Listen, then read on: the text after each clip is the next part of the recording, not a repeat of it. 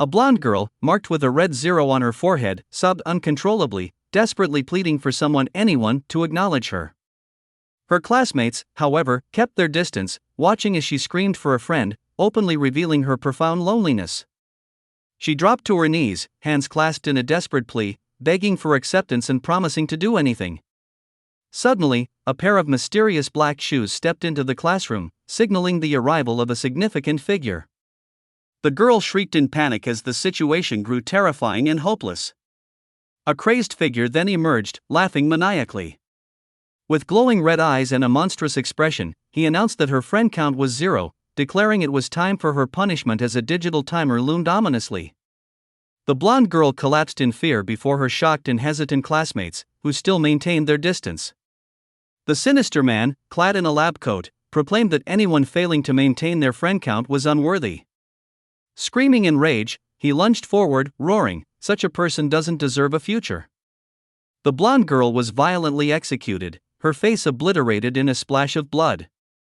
A boy watched in horror, powerless to intervene. The classroom had transformed into a deadly game, as the teacher announced this horrifying new reality for the students. The girl lay lifeless on the floor, her face hollowed and splattered with blood, marking the beginning of this terrifying change. In the present, the classroom appeared normal once more, with students casually chatting and moving about. Hayato Makabe, a boy who kept to himself, quietly read at his desk. He clutched his stomach, gnawed by hunger, while nearby girls happily conversed, oblivious to him. He quietly observed the two girls laughing cheerfully, never acknowledging his presence. Feeling isolated and weak, he slowly rose from his desk and headed for the sink. With trembling hands, he turned on the tap, desperate to quell his hunger. Slumping over the basin, he drank water, easing the pain in his empty stomach. A group of girls approached confidently, confronting Hayato. One girl deliberately bumped into him, knocking him to the ground. Nanasaka yelled at him for being in the way, calling him a loser while her friends stood behind her. As Hayato tried to explain himself, they mocked him further, refusing to listen. The girls laughed cruelly, insulting him for his poverty and for only drinking water for lunch. Hayato muttered in frustration, trying to hold back his emotions.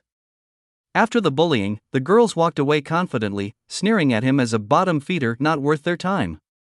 Standing alone, Hayato looked out the window, his reflection showing his escalating despair. He clutched his head in frustration, cursing his helplessness and thinking, "Damn it!" Hayato hesitated at the classroom door before entering. As he walked in, classmates turned to glare and whisper, judging him. Shocked and embarrassed, Hayato overheard them mock him for using the school facilities. A group of students laughed cruelly, joking that he might start doing laundry there next because he was broke. Hayato silently walked back to his desk, the weight of humiliation still heavy on him. As he pulled out his chair, someone else's sudden movement caught his attention. He lifted his gaze, slightly alarmed by what he saw or heard. The crazed government agent, Makuzuka, appeared, holding a blood-stained box. He declared the students promising test subjects. The students were surprised to learn that a new teacher had been dispatched by the government. Makuzuka confirmed he would be teaching them and opened a case filled with mysterious, pink-splattered gear. Holding up a pair of glowing blue lenses, he commanded the entire class to wear them as part of a government order. The students hesitated, confused and concerned, especially one girl who mentioned she already wore contact lenses. Hayato examined the lenses, noting that they could adjust vision automatically, even with glasses. Curious but cautious, he put one in, wondering about the true purpose behind this government directive. With the entire class now wearing the lenses, Makuzuka prepared to initiate the next phase. Grinning maniacally, he announced the experiment's start, warning them not to remove the lenses because they were self-cleaning. One girl questioned the nature of the experiment, confused about it involving contact lenses. Hayato's vision suddenly shifted, and he noticed something strange through the lenses. He could now see glowing numbers floating above people's heads. Makuzuka explained that these numbers represented each person's friend count, revealed by the friend counter system. The students were declared official test subjects in a government-run experiment called the Friendship Culling Project. Makuzuka wrote the project name on the board, stating that only people within that class could be considered for friend counts. A 24-hour countdown began, and the rules were revealed. The students panicked as they learned that after the timer ended, the person with the lowest friend count would die. A smug student warned others to be careful if they didn't have many friends, hinting that competition had already begun. Makuzuka announced that the deadline for the deadly friend count experiment would be by 5th period tomorrow. A student angrily demanded answers, shouting in disbelief at the insane rules. Makuzuka reminded them that friendship must be mutual and mocked those without friends, saying it was not a joke. Another student reacted in frustration, thinking this entire setup was absurd and demanding it be stopped. A student inspected his eye and noticed something wrong with the contact lens. Moments later, his eye exploded in a burst of blood, sending him into a painful death. His body collapsed lifelessly over the desk, covered in purple and red fluid. Makuzuka stood above him, warning everyone that the lenses contained a poison that melted the eyes and brain if tampered with. Hayato, now with a glowing 0 above his head, realized with dread that this deadly game was absolutely real. Makuzuka closed his case, signaling the end of his announcement with chilling finality. He warned the class that human relationships now directly determine life or death, urging them to learn this lesson. As night fell, students quietly sat at their desks, the glowing friend counters above their heads displaying varying numbers. Hayato clutched his head in panic, realizing he had 0 friends and believing it impossible to form bonds in just 24 hours. Feeling the pressure of the deadly countdown, Hayato suddenly decided he had to escape. He sprinted through the school hallway, hoping to find a place to hide without drawing attention. Gasping for breath, his panic rose as the glowing 0 still hovered above his head. Turning a corner, he spotted Makuzuka ahead and froze, realizing he had been caught in the act. Hayato noticed a quiet boy down the hall, seemingly trying to open a window. He realized the boy's friend count number was green, unlike theirs, possibly indicating he was from another class. Hayato approached him and asked if he was also attempting to escape the experiment. The boy softly confirmed, saying, "Yeah," revealing they shared the same hopeless situation. Hayato urgently told the other boy to jump first as someone approached. The boy hesitated for a moment, then climbed onto the window ledge. With a determined leap, he jumped out, gritting his teeth midair, landing safely on the grass outside, crouched and ready to run. The boy who jumped suddenly screamed as his eyes melted, purple liquid gushing out. Hayato watched in horror from the window, shocked by the gruesome sight. Before he could react, someone grabbed his shoulder from behind. Makuzuka appeared beside him with a sinister grin, asking, "What are you doing?" As Hayato froze in fear, Makuzuka accused him of letting the other boy jump first to test if it was safe. Hayato panicked and denied it, insisting he never intended to use the boy as bait. The dead body lay on the grass, purple liquid staining the ground, showing the brutal reality of the experiment. Makuzuka coldly explained, "This isn't about building friendships. It's about survival, manipulation, and pretending to belong." The scene concluded with giant ants feasting on the boy's remains, reinforcing how merciless and inhumane this system truly was. Makuzuka finished his twisted lesson, stating that people must be used as stepping stones to survive. He looked at Hayato's glowing 0 and mocked him, acknowledging his complete lack of social value. With a sinister smirk, he warned Hayato that being at the bottom made him an easy target in this deadly game. Hayato gulped nervously, stunned by the realization that he might be the class's first chosen victim. Night fell over the school, and the deadly countdown continued. Students casually ate snacks and chatted, seemingly unbothered by the looming threat. Hayato stared at his food, thinking it must be nice to have friends, feeling no appetite himself. He watched others laugh and talk, wishing someone would simply reach out and become his friend. Hayato realized that if he gained a friend and raised his number, someone else would drop to 0 and die instead. He recalled Makuzuka's chilling words, understanding he was being targeted by everyone as the expendable one. With a mix of anger and fear, he questioned if he truly deserved death just for having no friends. Suddenly, an announcement stated that smartphone communication restrictions had been lifted, hinting at a possible way to reach out or survive. An announcement warned that discussing the experiment would result in penalties and that all communication would be censored. A student tried to call his mom, pretending everything was fine while hiding the truth. Hayato was surprised as he received a message on his phone during this restricted time. The message was from someone named Kasaki, saying they had made curry without meat, reminding Hayato of someone who still cared about him. Hayato checked a message from Kasaki but was disappointed when it was just a request for money. He clenched his phone in frustration, thinking to himself that it was always like this, people only contacted him when they wanted something. Later, he walked up the worn staircase of his apartment building, exhausted and alone. With a heavy expression, he continued down the corridor, weighed down by both the experiment and his life circumstances. As Hayato returned home, he heard strange noises and voices behind the front door, hinting at something disturbing. The dialogue became increasingly unsettling, filled with moans and bizarre phrases about fortune and desire. Hayato opened the door quietly, his expression tense and unreadable. Inside, he saw a woman laughing with a bald man during a bizarre ritual, leaving Hayato confused and likely disgusted by what he had just witnessed. The bald man chanted about absorbing fortune into his body as golden energy dramatically fell. The woman reacted ecstatically. With a smirk, the bald man turned to Hayato, complimenting how much he had grown since they last met. He performed the same fortune ritual over Hayato, calling it a blessing. The woman thanked him joyfully and snapped photos while Hayato stood uncomfortably, unsure how to respond to the absurd scene. Hayato walked into the room where his younger sister, Kasaki, sat quietly in the corner while the bald man continued his fortune ritual.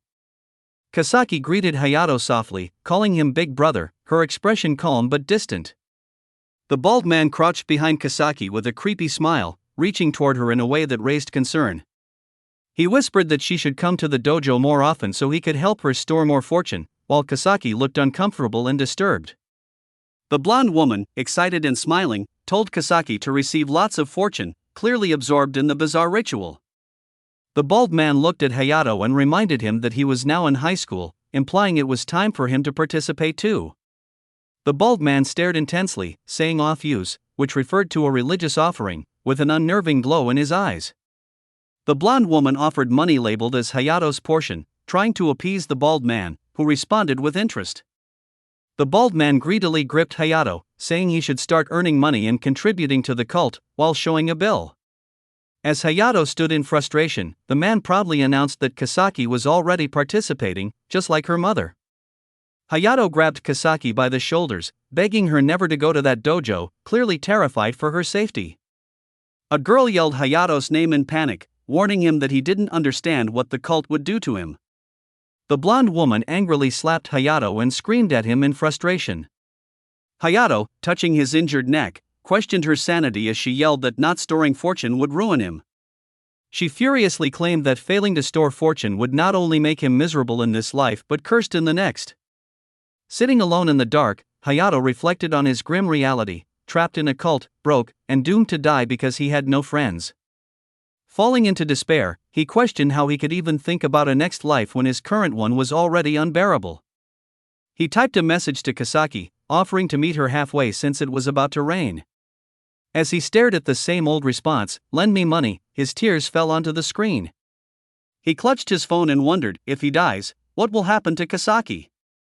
Kasaki replied to his earlier message, saying she still couldn't leave school but reassured him not to worry. With renewed resolve, Hayato silently vowed to survive this ordeal and return. Wiping his eyes, he muttered to himself that he should go wash his face. He walked through the hallway alone, the number 0 still glowing above his head. Hayato stopped in surprise as he nearly bumped into a girl in front of the restroom. He recognized her as Ami Shirano, who silently noticed him as well. Both awkwardly stood outside the restroom, avoiding eye contact in tense silence. Hayato hesitated at the door, pausing before deciding whether to enter. He looked up, startled, as someone addressed him. Ami Shirano smiled warmly and directly asked, "Want to be friends?" Hayato froze in shock, eyes wide, as he processed her unexpected offer. He shyly scratched his head, unsure how to react to the idea of being friends. Ami was suddenly pulled away by her excited classmates, one of whom exclaimed they had been looking for her. Flustered, Ami tried to speak, but the girls continued to lead her away playfully. Left behind, Hayato stared quietly and thought to himself that he needed to talk to her about something. He clutched a towel, confused and unsure, thinking, what was that about? He hesitantly walked into the classroom, looking for Ami. As he saw her happily chatting with others, he tried to bring up their earlier conversation. Just as he was about to speak, a mocking voice suddenly called out, "Hey loser," interrupting him. The girl with the number 8 on her head stood up angrily and defended Hayato, demanding, "Why are you bothering my friend?" Hayato quietly responded that he just wanted to make friends too, while others looked away uncomfortably. The girl sarcastically asked the class if anyone wanted to be friends with him, clearly trying to embarrass him. She pulled out a charm and mocked him, revealing it was something his mother had sold to her dad for money, humiliating Hayato in front of everyone.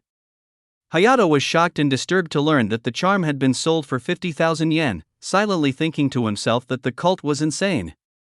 A flashback image showed the girl's happy family before the divorce, as someone accused Hayato's mother of immoral actions for cult donations. The girl angrily claimed Hayato's mom had deceived her father and broken up their family, venting all her resentment.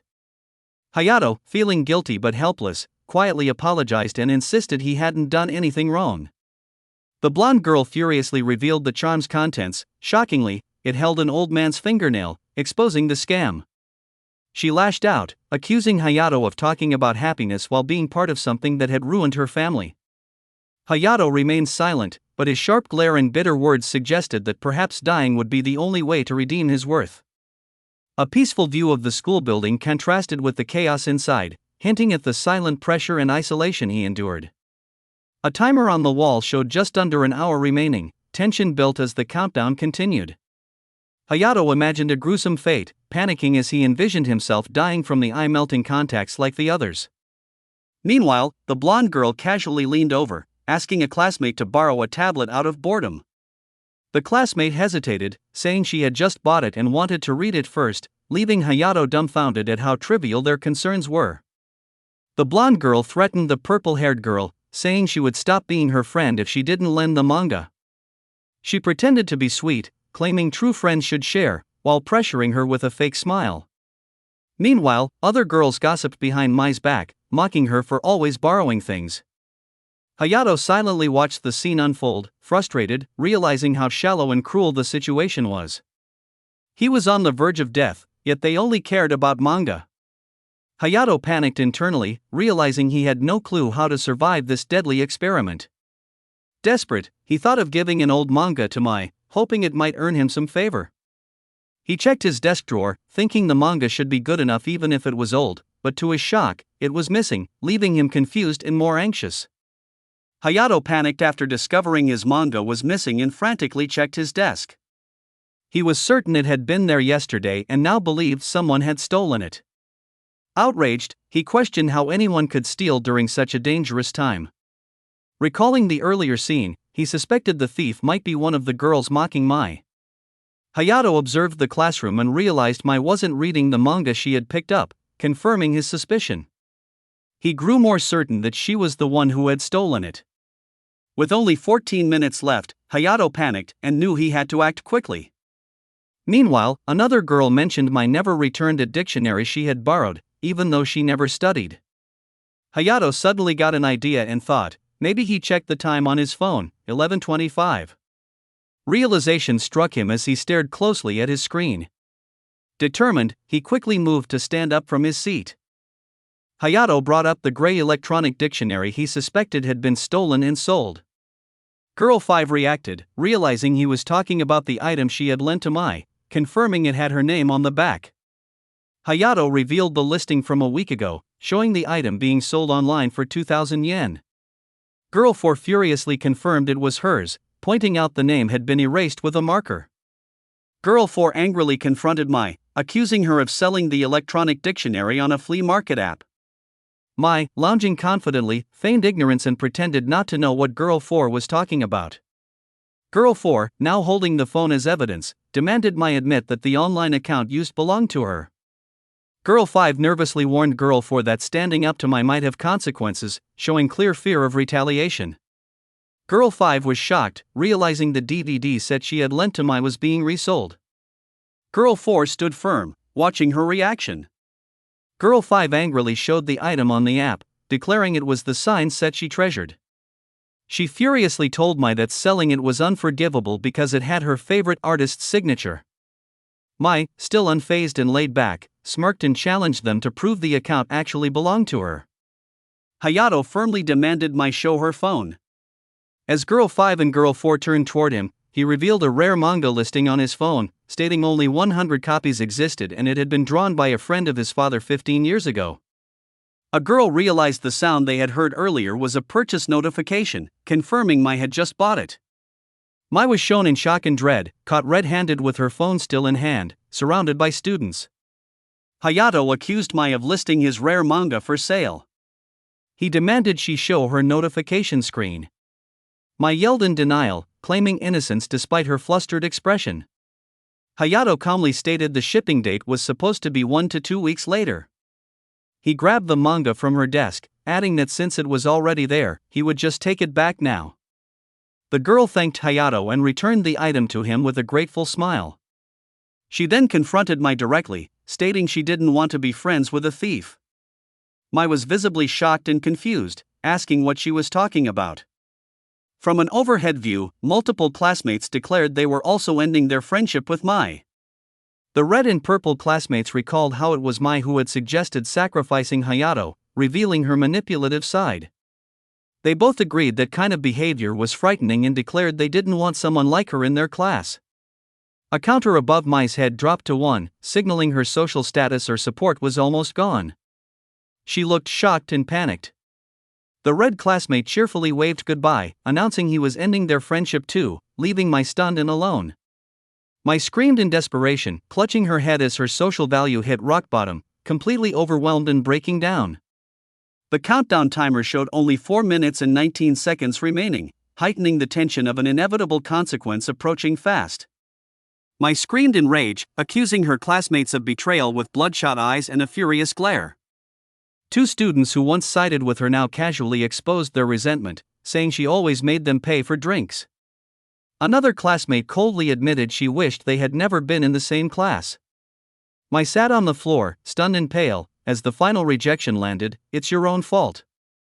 A classmate sighed in relief, smiling faintly, finally free from Mai's grip. She muttered that she felt refreshed. She turned to Hayato with a soft smile and asked if they could be friends, surprising him. Hayato, wide-eyed and overwhelmed, asked if that was really okay, clearly touched. Another girl also raised her hand from her seat, cheerfully asking to be his friend too if he was okay with it. Hayato exhaled in relief, a small smile forming as he whispered, "Thank goodness he won't have to die." Meanwhile, Mai's eyes widened in fear and disbelief, her body trembling on the ground. The countdown on her forehead hit 3:02 as she clawed toward the desks, desperate and panicked, tears streaming. She gasped in horror, her voice shaky and broken, as the realization set in that her time might be up. Mai dropped to her knees, screaming and pleading, her desperation raw. She begged to repay everyone for the drinks if they would just be her friend again. The others sneered at her offer. One replied coldly, they don't want her money, just to be left alone. Silence filled the room as Mai sat alone on the floor. Hayato and the rest watched from a distance, unmoved. Tears streaming, Mai looked around, panicking, her voice trembling. Surrounded and trembling, Mai screamed into the room, begging anyone to be her friend. Her voice echoed in desperation. Other students nervously watched from their desks as the countdown neared its end. Mai clasped her hands together and fell to her knees, pleading with teary eyes, "Please, I'll do anything." In a vision or hallucination, a monstrous figure in a lab coat shouted, "Friend count 0, as if mocking her situation. Panic took hold. Mai, wide-eyed and manic, muttered friend as if trying to will someone into saving her before time ran out. Mai screamed in agony as her body was consumed by a horrifying fate. Her time was up. Hayato stood in the aftermath, whispering, "He survived." Relieved, he thought, now he can see Kasaki again. The sinister figure explained, "In the real world too, people fall into the abyss for small change." His eerie grin underscored the message. Hazmat-clad figures began cleaning up. Being so fixated on petty cash, she had failed to realize she had lost everyone's trust. Mai's lifeless, glowing body was zipped into a body bag. "That's why no one reached out to help her," the figure added. Hazmat officers removed Mai's body from the classroom. The remaining students looked on silently. The boy and girl looked disturbed, clinging to each other with concern. The twisted overseer reappeared, announcing, "Next, everyone except the group with the most friends will die." Hayato, now marked with a glowing blue, was stunned and exhausted. He excitedly noticed a change. He looked at his hand and declared, "The number, it's gone back to 0. The digital timer on the wall reset to 23 hours, 59 minutes, and 57 seconds, counting down again. A message appeared. Hayato processed the new rule: everyone except the group with the most friends would die. He clenched his fist and confidently said, "We can survive." Hayato, fired up with determination, raised his voice in front of the class, "Everyone can be saved." The other students looked surprised but attentive. The mysterious overseer narrowed his dark, intense eyes, silently processing the situation. The girl looked confused and asked, "What do you mean?" Facing the entire class and the overseer, Hayato declared, "If everyone becomes friends, we'll create one big group." Two girls chatted hopefully. One said, "Which means this time no one has to die." Their expressions were bright with relief. A confident new character, Tomitaka Brandon, was introduced. Grinning arrogantly, he sat back with a menacing aura. He sneered, like he could play nice with pieces of trash, clearly rejecting Hayato's idealistic plan. The overseer watched with gleeful interest, smiling wickedly, "How fascinating. Let me observe this for a while." Several male students approached confidently, joining Brandon. One student noticed, "Huh?" Another commented in surprise, "Brandon's group is already that big," observing how quickly he had gained followers. Brandon leaned back, chugging a drink with a smug smirk, exuding dominance. He grinned wide, fangs showing, and declared, "You're all here," as if he had been expecting them, like a king summoning his court. Brandon sat confidently with a water bottle in hand, surrounded by 11 loyal students. Hayato's expression tightened as he assessed the situation. This is bad, he realized. The numbers right now on this class has 24 people. Hayato turned to Brandon, pleading passionately, "Brandon, what are you doing? If we unite, no one has to die." Brandon mocked Hayato, smirking while holding a bottle in front of his face. Hayato looked shaken as he realized the implication. This means if we can't join Brandon's group, we'll die. The pressure of survival loomed. Sora Hosoya stepped beside Hayato, whispering with urgency, "Look at his appearance." A close-up showed Brandon's gold watch gleaming on his wrist, symbolizing dominance and control over the classroom. A close-up of Brandon's smug face and flashy earring highlighted his cocky attitude and desire to show off. Another zoomed-in frame showed his gold chain and open collar. His whole look screamed dominance and status. Sora grinned and told Hayato confidently, "He just wants attention and to act cool. Just watch." Sora approached Brandon with exaggerated praise. "Leader, that's a sick watch. Can I join your group? I'll run errands for you." Brandon appeared intrigued, his ego clearly being stroked. Brandon proudly welcomed Sora into his group, impressed by the flattery. Brandon's allies turned to the rest of the class with smug expressions. One taunted, "So, who wants to join next?" making it clear that survival now depended on joining their side. Mai and her friend looked worried, realizing the pressure and stakes. Their silence showed hesitation. Other students, desperate to live, shouted out frantically, pleading, "Let me in," and "I want to join too," their voices filled with panic and urgency. The tension shifted instantly. Everyone was now scrambling to be part of the safe group, fear overtaking hesitation. Sora turned to Lu Fang with a cheeky grin and said, "See? Just flatter a guy like that and you're good." Wrapping an arm around Lu Fang's shoulder, he urged with growing excitement, "Let's join Brandon's group quickly and survive." But then, as if struck by a sudden realization, Sora's expression changed. He furrowed his brows and warned urgently, "Oh, I almost forgot. There's something you need to do first." At that moment, Brandon smugly flashed a thick wad of cash and declared with cold confidence, "If you want to join the group, prepare 100,000 yen. The words hit like a thunderclap. Sora and Lu Fang stood frozen, completely stunned, their eyes wide as disbelief surged through them like a shockwave. Both shouted out in unison, their voices rising not just in confusion but in helpless outrage, unable to process the sudden demand. Brandon glared down at them with a sinister grin, raising a finger slowly as he growled menacingly, "I choose my friends." Sora Hosoya was left in utter shock.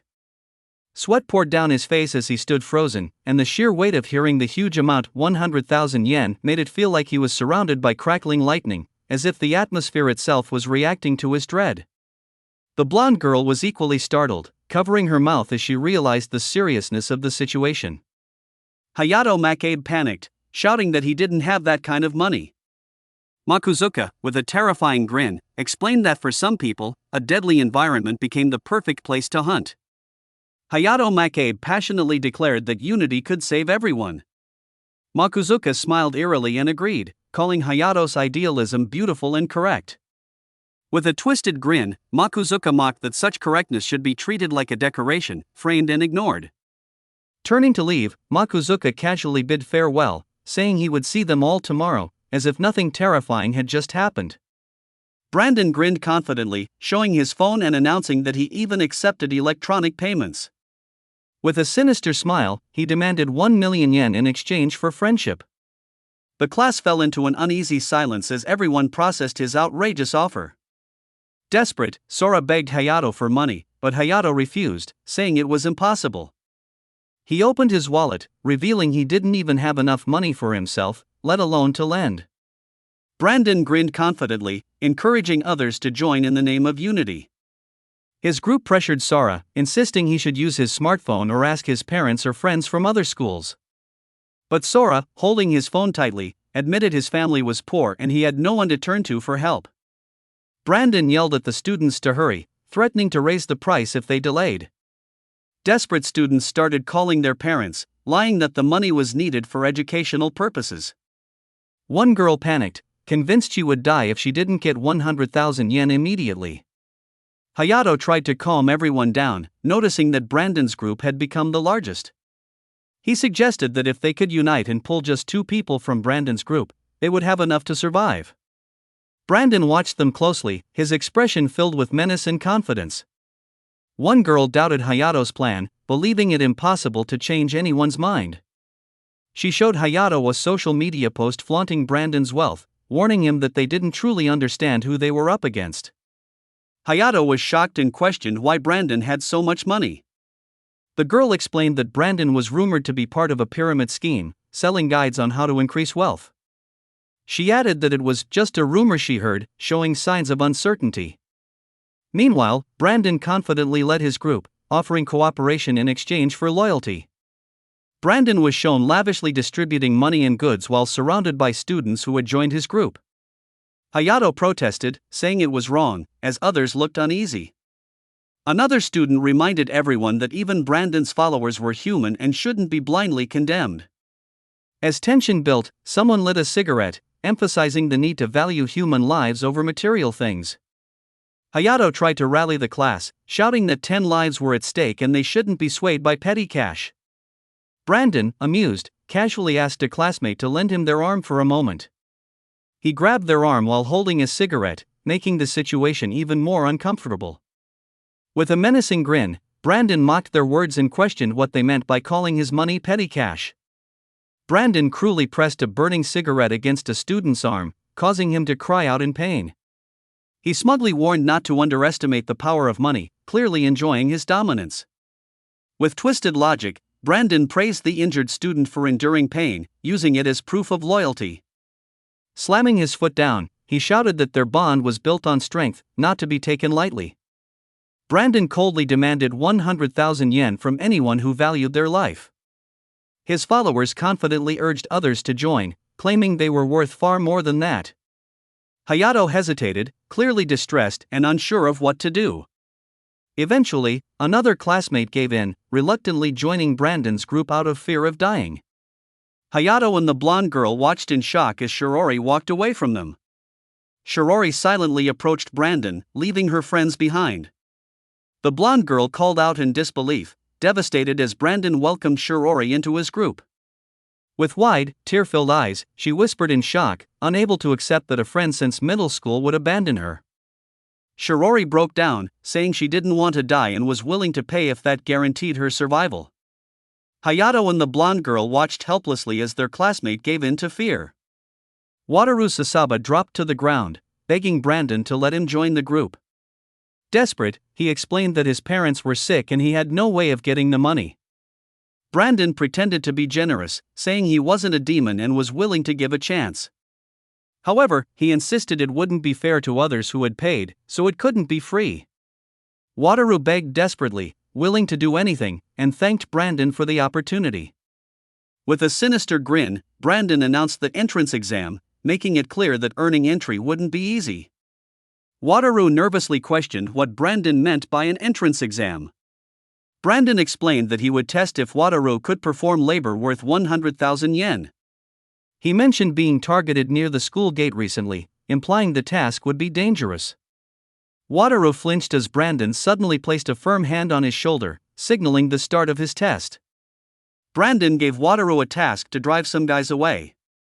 He called over Ken and instructed him to handle the situation. Ken clenched his fist, responding with a firm "Yes, sir," without hesitation. Ken offered himself up, telling Wataru to hit him wherever he wanted. Wataru hesitantly stepped forward, confused and anxious about what was happening. Ken clenched his fist, preparing to follow orders. Without warning, he landed a brutal punch on Wataru's face, drawing blood. Wataru winced in pain, his nose bleeding as the impact overwhelmed him. Ken yelled at Wataru, asking why he was zoning out in the middle of the test. Wataru, trembling, struggled to stay upright after the punch. Bloodied and humiliated, he groaned in pain, unable to respond. Brandon mocked him from above, calling him a failure and comparing him to a useless scarecrow. Brandon coldly told Ken to keep going, even though Wataru was already down. Ken hesitated, realizing Wataru had no fighting instinct and was completely defenseless. Brandon stood over Wataru, ordering him to reflect and remember something specific. With a twisted grin and a dark aura, Brandon demanded Wataru recall how Mai died. A terrifying memory of Mai's gruesome death flashed before Wataru's eyes, with Brandon asking if he wanted the same fate. Overwhelmed by fear and rage, Wataru screamed and charged forward. He tackled Ken with full force, catching him completely off guard. Ken cried out in pain as the unexpected blow landed, showing Wataru's sudden burst of strength. The entire room watched in shock as Wataru fought back and brought Ken to the ground. Ken screamed in pain, enraged by the unexpected attack. Wataru didn't hold back, landing a fierce punch straight to Ken's face. Fueled by desperation, Wataru swung again, smashing a window in the heat of the moment. Ken, furious and embarrassed, grabbed Wataru by the collar and yelled that he was making him look bad. Hayato spotted a body outside and shouted in panic, realizing how dangerous the situation had become. As Ken pressed Wataru against the shattered window, Hayato warned them to move away immediately. Wataru, visibly shaken, realized how close he was to falling, his face filled with fear. Ken violently pushed Wataru out of the shattered window, sending him plummeting. As Wataru fell, he helplessly reached out in panic, unable to stop himself. A flashback of another student's gruesome death flooded his mind mid-fall. Ken leaned out the window in silence, staring down with a cold, unreadable expression.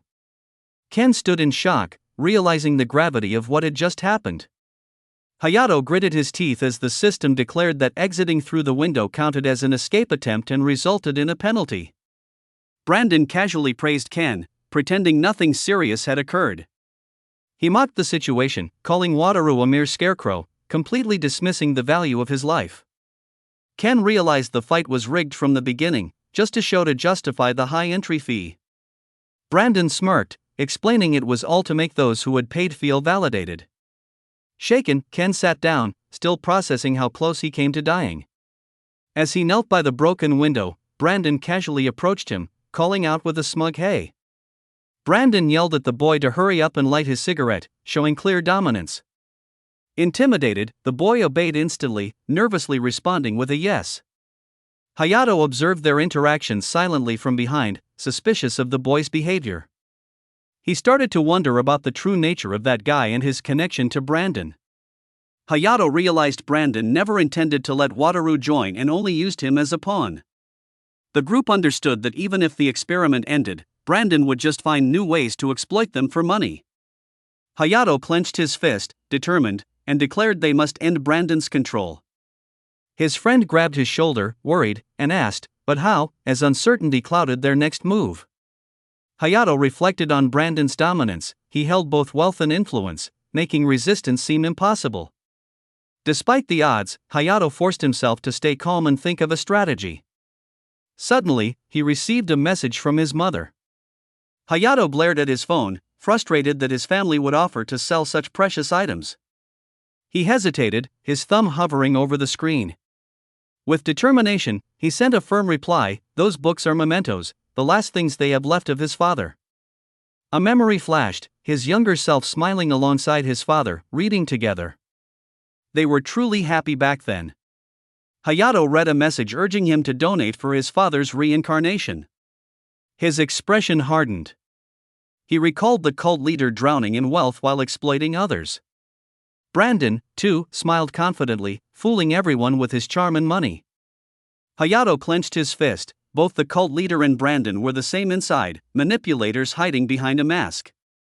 Hayato suddenly remembered something and rushed out of the classroom, ignoring everyone's calls. He realized if he wanted to win, he must become like Brandon or that cult leader. Sprinting through the hall, he searched determinedly, whispering that it must be here somewhere. Finally, he spotted it, a hidden stash of bundled money, and his eyes lit up with purpose. Hayato rushed through the bookshelves, searching anxiously. His eyes lit up as he found the Tree Encyclopedia, his father's cherished book. Clutching it with renewed hope, he realized, this will save us. The school building was shown at sunset, signaling the end of the day. Inside the classroom, Sora Hosoya talked to a girl while the rest of the students stood quietly in the background. Sora angrily slammed the desk and demanded to know where Hayato was, while the girl flinched from the impact. Both of them suddenly turned toward the door, startled by something unexpected. Brandon leaned back with a smirk and suggested playing a game to make things more exciting, offering a reward to the winner. A group of students with glowing numbers watched eagerly, intrigued by the proposal. The blonde girl nervously warned Sora not to look at them, hinting at danger or manipulation. Brandon smiled confidently, saying he admired those who dared to challenge themselves. Brandon mocked Sora in front of the class, calling him trash and belittling his fear. He approached confidently with a grin, enjoying the control he held. When questioned, Brandon claimed it was an accident and explained he only intended to hit Sora a few times before accepting him. He suddenly softened, saying he was human too and didn't want to see anyone's brain explode and die.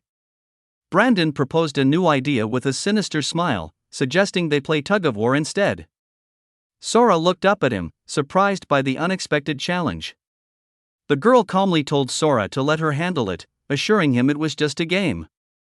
As night fell, the school building glowed under the full moon, setting a tense atmosphere. Two teams stood on opposite sides of a rope, preparing for a game of tug-of-war. Brandon grinned confidently as he sat among his large team, ready to begin. Sora protested, pointing out the unfair number of players and the small girl on their side. The shy girl stood alone, looking nervous but determined.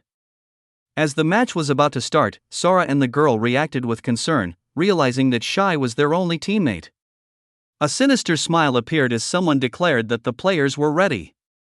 Brandon confirmed the setup and asked if the items were prepared for the game. Two students walked in carrying buckets, confirming they had brought everything needed. Two buckets with heavy lids were placed on the ground in front of the students. Sora looked confused and asked what they were, sensing something was wrong. Brandon grinned wickedly, calling them exclusive glass shoes and demanding excitement. The girl stared in horror, trembling and whispering, "No, no," as fear took over. Inside the bucket, glowing shards of glass were revealed, making it clear they were dangerous. Brandon smirked and insisted they had to wear them, mocking their hesitation.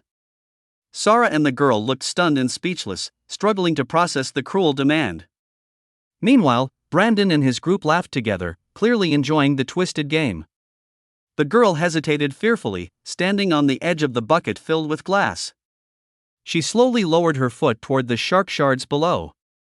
She screamed in pain as her foot made contact, unable to endure the agony.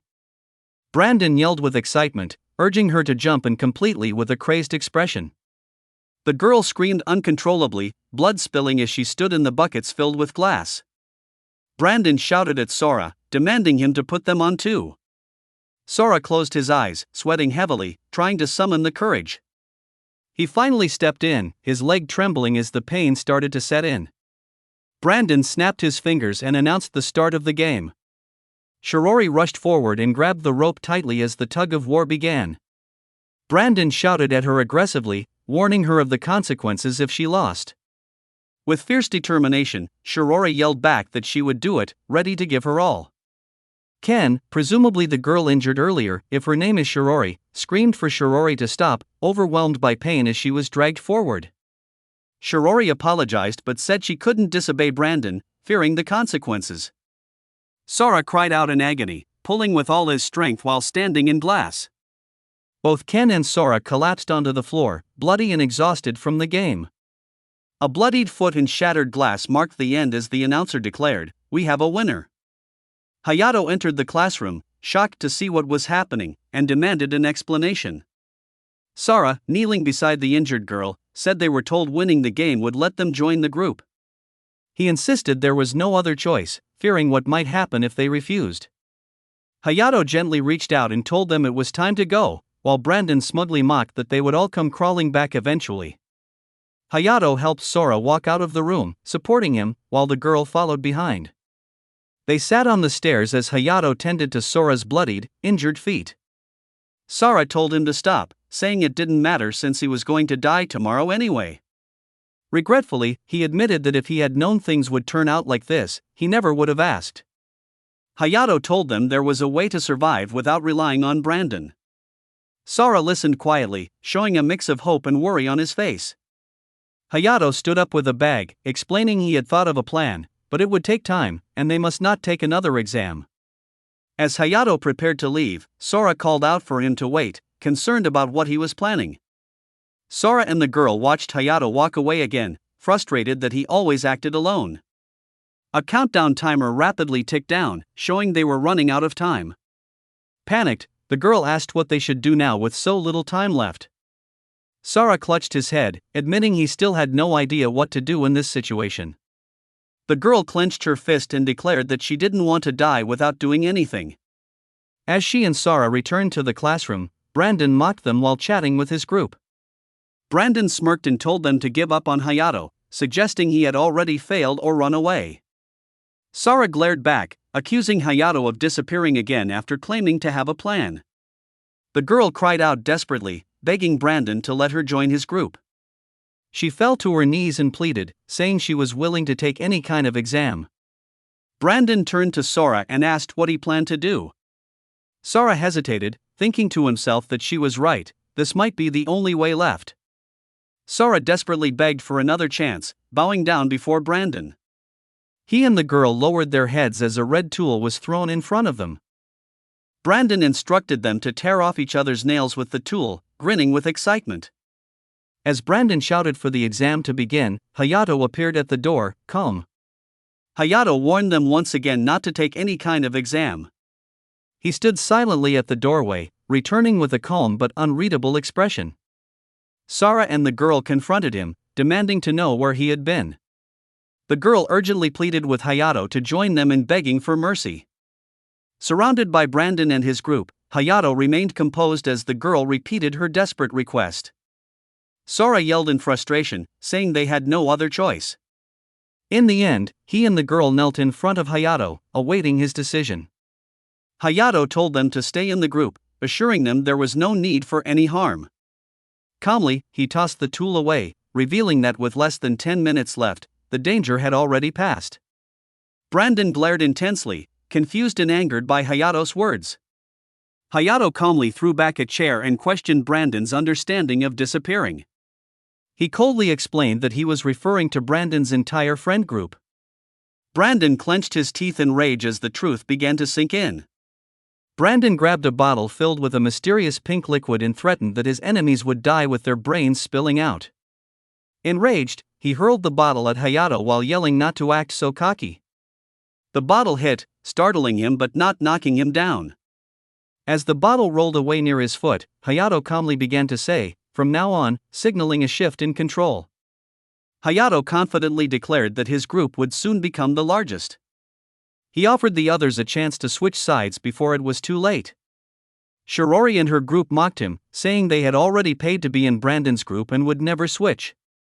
Brandon scoffed, pointing out he had 8 people while Hayato had only 3. Adjusting his glasses, Hayato calmly responded that there was also a reality where that situation got reversed. Hayato called out to Ken, who immediately walked away from Brandon's group. Brandon was stunned and questioned where Ken was going.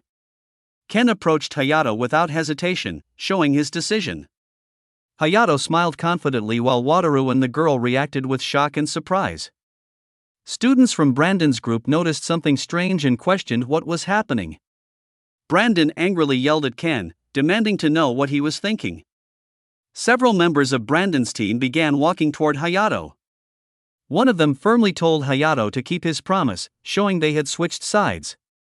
The boy and the girl were stunned by the sudden shift, calling it amazing and confusing. Brandon's former members panicked as their group numbers rapidly dropped.